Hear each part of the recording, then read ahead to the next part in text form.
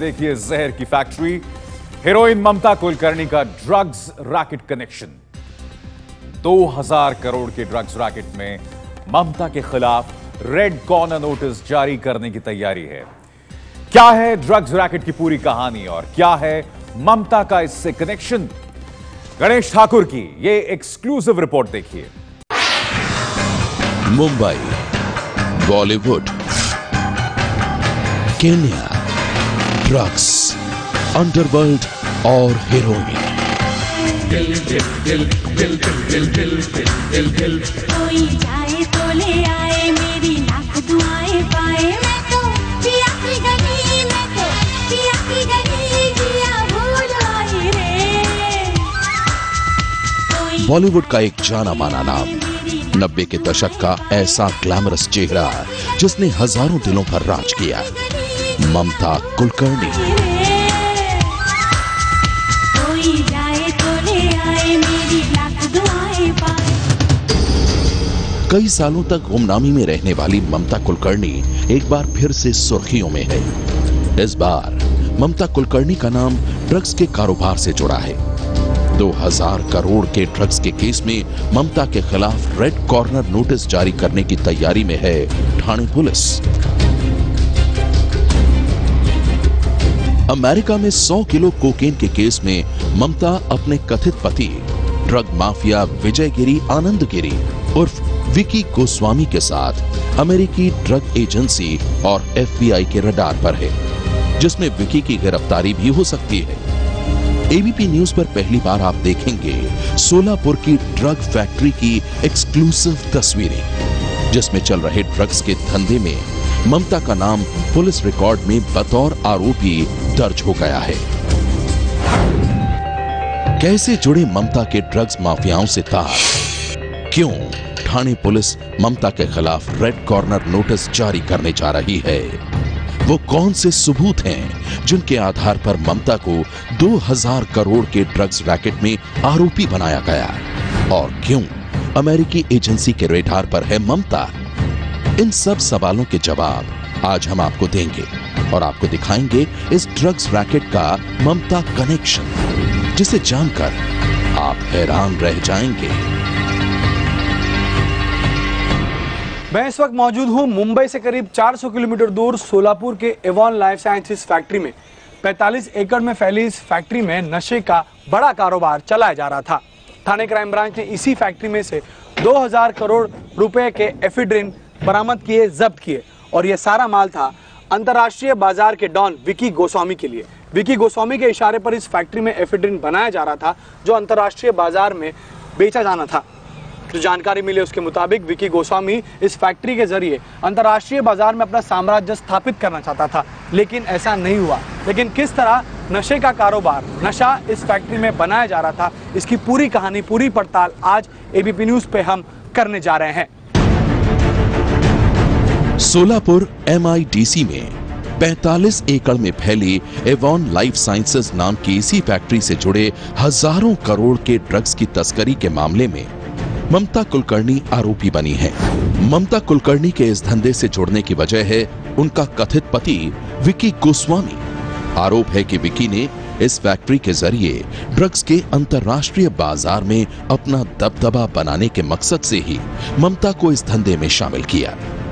सोलापुर की इसी Avon company से ठाणे पुलिस ने 2 महीने पहले 2000 करोड़ रुपए की नशीली दवा एफिड्रिन जब्त की है, जो भारत में अब तक बरामद की गई नशे की सबसे बड़ी खेप है। इस कार्रवाई के 2 महीने बाद अब इस मामले में ममता कुलकर्णी को आरोपी बनाया गया है और उसके खिलाफ रेड कॉर्नर नोटिस जारी करने की प्रक्रिया भी शुरू हो गई है।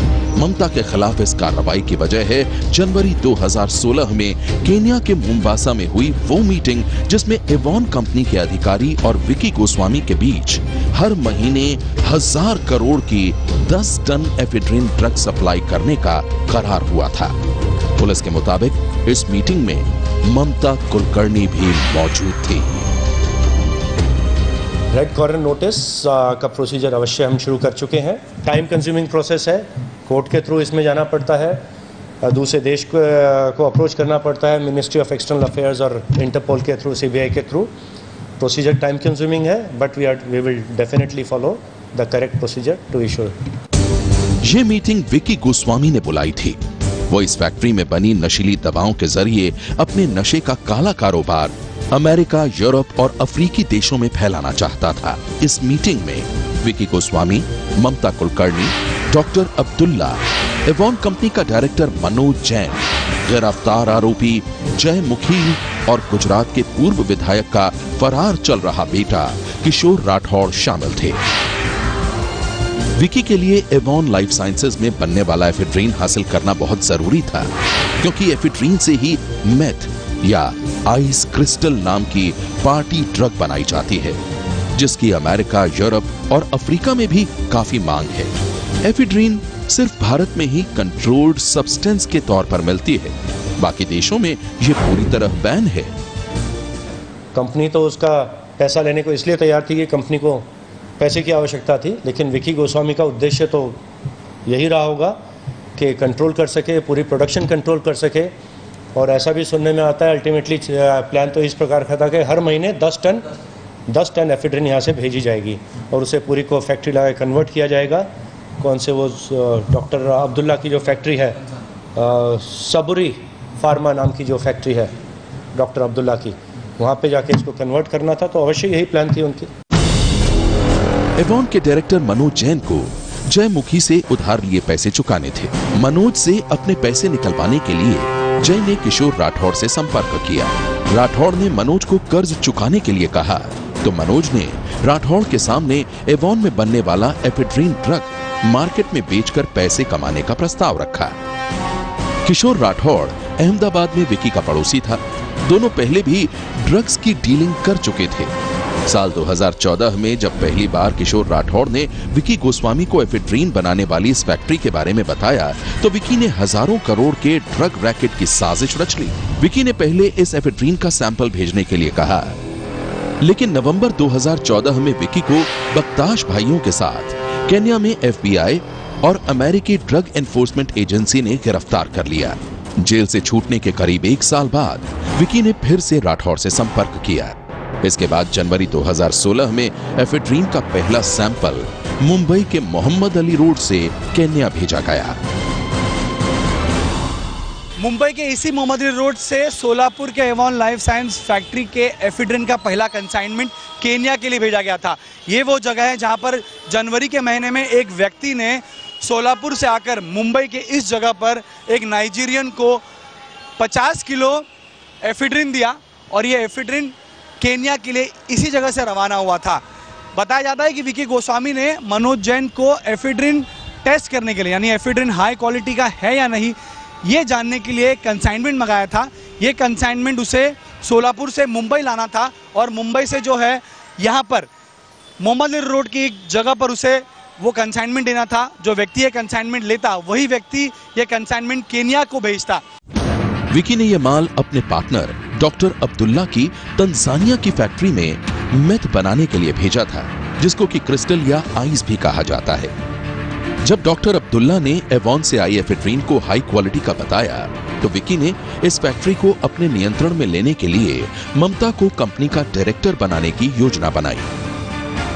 एवॉन लाइफ साइंसेज के शेयर्स भी कुछ ममता कुलकर्णी के नाम में ट्रांसफ़र करने के बारे में चर्चा हुई थी, क्योंकि एवॉन लाइफ साइंसेज में कुछ फंड्स की कमी थी, फैक्ट्री चलाने में मुश्किल आ रही थी। सो फंड इंडक्शन का भी चर्चा वहाँ पे हुआ था। हमने एक आरोपी के जयमुखी है, उसका 164 का बयान लिया है। एक और विटनेस का 164 का बयान हुआ है कोर्ट के सामने, ऑनरेबल मजिस्ट्रेट के सामने। उसके बेसिस पे हमने, जब स्ट्रॉन्ग एविडेंस आने के बाद ही हमने इसमें विकी गोस्वामी और ममता कुलकर्णी को आरोपी बनाया है। विकी ने जनवरी 2016 में मोम्बासा में मीटिंग तो बुलाई थी एफेड्रीन ड्रग्स का सौदा करने के लिए, लेकिन मीटिंग में विकी ने ममता को एवॉन का डायरेक्टर बनाने का प्रस्ताव रख दिया।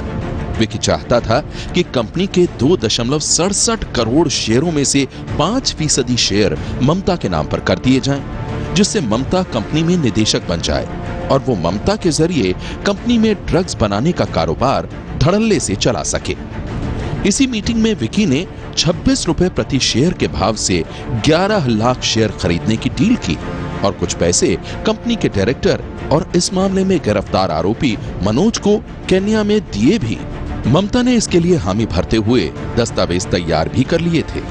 ममता को पता था कि कंपनी के शेयर किस लिए खरीदे जा रहे हैं, फिर भी वो इस साजिश में शामिल हो गई। इतना ही नहीं, सोलापुर से मिलने वाले एफेड्रीन के लिए विकी तंजानिया में जो फैक्ट्री शुरू करने वाला था, उसमें भी ममता बतौर पार्टनर शामिल होने वाली थी। न्यूयॉर्क में कोई केस हुआ था 100 किलो स्मगलिंग का, कोकेन का नहीं, मुझे लगता है हेरोइन की स्मगलिंग का केस था।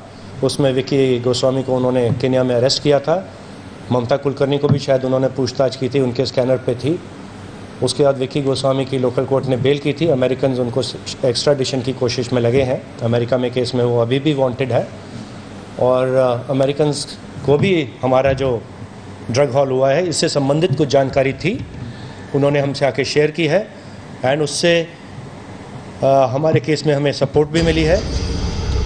विकी के लिए एवॉन कंपनी और वहां बनने वाला एफेड्रीन कितना महत्वपूर्ण था, इसका खुलासा अमेरिकी ड्रग एनफोर्समेंट एजेंसी की इस एक्सक्लूसिव रिपोर्ट से भी होता है, जो एबीपी न्यूज के पास मौजूद है। इस रिपोर्ट में विकी गोस्वामी की अमेरिका और यूरोप के ड्रग माफियाओं के साथ हुई बातचीत का वो एक्सक्लूसिव ट्रांसक्रिप्ट भी शामिल है, जिसमें विकी ने हर महीने एवॉन कंपनी से एफेड्रीन लेकर डॉक्टर अब्दुल्ला की तंजानिया की फैक्ट्री में हजारों करोड़ की मेथ पार्टी ड्रग बनाने की बात की है। मेथ बनाने के लिए एफेड्रीन एक इंडियन कंपनी देगी, जो हर महीने 10 टन एफेड्रीन सप्लाई कर सकती है। कंपनी का नाम एवॉन ऑर्गेनिक है। यह कंपनी भारत के सोलापुर में है। इस कंपनी को अमेरिकी एडीए ने भी प्रमाणित किया है। 2 तरह का माल होता है, सिंथेटिक और ऑर्गेनिक। ऑर्गेनिक बेहतर होता है। यह कंपनी ऑर्गेनिक प्रोडक्ट्स ही बनाती है। इस कंपनी के भारत में 11 कारखाने हैं और कर्मचारियों को $20 मिलियन वेतन दिया जाता है। कंपनी का मालिक एक राजनेता है और मेरा अच्छा दोस्त भी। माल की चिंता मत करना, अच्छी क्वालिटी का माल होगा। अमेरिकी ड्रग एनफोर्समेंट एजेंसी और एफबीआई के मुताबिक विकी की जासूसी करते समय उन्होंने विकी को अलग अलग देशों के ड्रग माफियाओं को इस कंपनी के बारे में बताते हुए सुना। उसने इस फैक्ट्री के बारे में चर्चा करने के लिए कुछ ड्रग डीलर से मुलाकात भी की, जिसका सबूत है एजेंसी की तरफ से ली गई ये खुफिया तस्वीरें।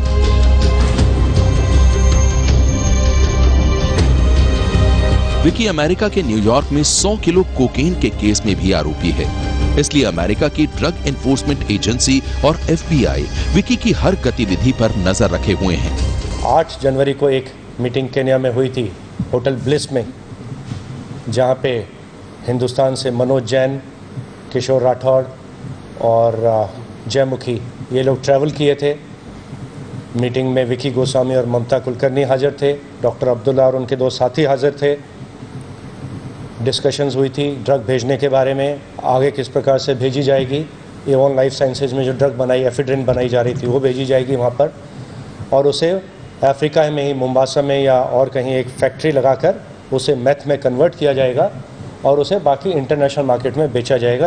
ठाणे पुलिस के मुताबिक एवॉन कंपनी से जब्त की गई 2000 करोड़ की 18.5 टन एफेड्रिन भारत में ड्रग के खिलाफ अब तक की सबसे बड़ी कार्रवाई है। लेकिन यह तो सिर्फ एक शुरुआत है। पुलिस अगर समय रहते हुए कार्रवाई नहीं करती तो विकी इस कंपनी के जरिए दुनिया भर में नशे का कारोबार फैला चुका होता। एबीपी न्यूज आज आपको दिखाएगा सोलापुर की इस फैक्ट्री के अंदर की एक्सक्लूसिव तस्वीरें, जिसने ममता का नाम ड्रग्स के धंधे से जोड़ दिया। साथ ही हम आपको ये भी बताएंगे कि कैसे चलता था साल 2013 से बंद पड़ी इस फैक्ट्री में नशे का कारोबार। पुलिस के मुताबिक जनवरी में केन्या में मीटिंग करने के बाद एवॉन के director Manoj Jain, site head Puneet और जयमुखी ने मिलकर साल 2013 से बंद पड़ी फैक्ट्री में दोबारा चुपचाप काम शुरू किया। मजदूर बढ़ाए गए और कहा गया कि विदेश से हर महीने 10 टन एफेड्रीन बनाने का कॉन्ट्रैक्ट मिला है। एफेड्रीन बनाने के लिए रात का वक्त चुना जाता था ताकि किसी को शक ना हो। अंतर्राष्ट्रीय बाजार में पार्टी ड्रग के लिए मशहूर मेथ या आइस क्रिस्टल को बनाने के लिए एफेड्रिन की जरूरत पड़ती थी, जो एफेड्रिन विकी गोस्वामी को सोलापुर की इस एवॉन लाइफ साइंस फैक्ट्री से मिलने जा रहा था। यही वजह थी कि विकी गोस्वामी इस फैक्ट्री पर अपना पूरा कब्जा करना चाहता था। ये कंपनी 2013 से बंद थी और 2013 के बाद यहाँ क्या हो रहा है इसकी जानकारी किसी को नहीं थी। उसी का फायदा मनोज जैन, पुनीत, स्वामी जैसे लोगों ने उठाया और विकी गोस्वामी के लिए यहाँ पर एफेड्रिन बनाना शुरू किया। रॉ मटेरियल के रूप में 2002 साल से इस गोडाउन में एफेड्रिन रखा गया था। उस एफेड्रिन को प्रोसेस करके उसको वॉश ड्राई करके वो केनिया या तंजानिया तक पहुंचाना था। जयमुखी हर दिन काम का ब्यौरा राठौड़ और विकी को देता था। शुरुआत में गोदाम में मौजूद 27.5 टन एफेड्रिन साफ करके तंजानिया भेजने का काम शुरू किया। फैक्ट्री में हर रोज 100 किलो से ज्यादा ड्रग्स प्रोसेस किया जाता था। गोडाउन से पुराना पीला पड़ा एफेड्रिन निकालकर इस रिएक्टर के पास उसे लाया जाता था ताकि इस रिएक्टर में उसको प्रोसेस करके साफ किया जाए, पीला पड़ा एफेड्रिन सफेद हो जाए और उसे ड्राई करके अंतर्राष्ट्रीय बाजार में बेचा जा सके। ये रिएक्टर है, इसी रिएक्टर के पास ये सारा प्रोसेस हुआ करता था और जो यहाँ काम करने वाले कर्मचारी हैं उन्हें इस बात की भनक तक नहीं थी कि ये प्रोसेस या रिएक्टर का इस्तेमाल किस काम के लिए हो रहा है। वॉशिंग के बाद ड्रायर में एफेड्रिन को सुखाया जाता। रिएक्टर में एफेड्रिन को साफ करने के बाद गीले एफेड्रिन को सुखाने के लिए इस ड्रायर के पास लाया जाता। यहाँ पर मौजूद कर्मचारी कुछ घंटे उस पर प्रक्रिया करने के बाद गीले एफेड्रिन को पूरी तरह सुखाते, उसका पैकेट बनाकर अलग अलग कंसाइनमेंट्स यहाँ मौजूद जो ट्रक हुआ करते थे उनमें भरते ताकि ये कंसाइनमेंट बाहर फैक्ट्री के बाहर बेचने के लिए निकाले जा सकें। जो जानकारी हमें मिली उसके मुताबिक मनोज, स्वामी और पुनीत पहले ये कंसाइनमेंट्स ड्रग माफियाओं को भारत में ही बेचा करते, लेकिन जब मनोज जैन और राठौड़ की मुलाकात हुई, राठौड़ के जरिए मनोज जैन की विकी गोस्वामी से मुलाकात हुई, तो जनवरी में जो डील हुई थी उसके मुताबिक हर महीने 10 टन बनाने की डील विकी गोस्वामी और इस फैक्ट्री के लोगों के बीच हुई थी। सूत्र बताते हैं कि विकी के कहने पर इन लोगों ने एवॉन कंपनी के सरकारी लाइसेंस रिन्यू किए ताकि गोदाम का माल खत्म होने के बाद भी एफेड्रिन की सप्लाई जारी रह सके। सोलापुर से मुंबई, मुंबई से केन्या और फिर तंजानिया ड्रग्स भेजने का काम विकी के जिम्मे था क्योंकि वो इस काम में माहिर था। विकी गोस्वामी अपने इस ट्रांजिट नेटवर्क की वजह से ही नशे के काले कारोबार की दुनिया का बड़ा नाम बना था। भारत में अपने बड़े बड़े पोर्ट्स की वजह से भारत ड्रग तस्करों के लिए बड़ा ट्रांजिट रूट बना हुआ है। दूसरे देशों की तुलना में भारत में ड्रग्स लेने वालों का अनुपात कम है, लेकिन गोल्डन ट्रायंगल और गोल्डन क्रेसेंट का हिस्सा होने की वजह से भारत ड्रग्स तस्करी का बेहद महत्वपूर्ण रूट है, जिसका फायदा उठाकर विकी इस कारोबार का बादशाह बन गया। लेकिन ठाणे पुलिस की कार्रवाई ने विकी के साथ साथ ममता की मुश्किलें भी काफी बढ़ा दी हैं। आप देख रहे थे जहर की फैक्ट्री और ममता कुलकर्णी का उससे कनेक्शन। दरअसल ममता कुलकर्णी ने एबीपी न्यूज से खास बातचीत में खुद को बेकसूर बताया था। ममता ने कहा है कि पुलिस ने उन्हें बेवजह फंसाने की कोशिश की तो उन्हें इसका खमियाजा भुगतना पड़ेगा। मैं मुंबई के कॉप्स को बोलना चाहती हूँ, क्या ये सत्य है या आपने जानबूझकर सत्य कैसे वैसे करके आपने उसको प्राप्त किया है? तो फिर वो सत्य नहीं हो गया। अगर आपने किसी को टॉर्चर करके सत्य लिया हो तो वो सत्य थोड़ी है। तो मैं उनको बोलना चाहती हूँ कि आप अपने सत्य पे रहो। क्या मैं हूँ उसमें? मैं जानती हूँ कि मैं नहीं, मेरा भगवान जानता है मैं नहीं हूँ। लेकिन आपने एक गलत लड़की को अगर आपने ये किया तो मैंने उतना तो तप किया है जीवन के अंदर कि उनको उसका भी मिले।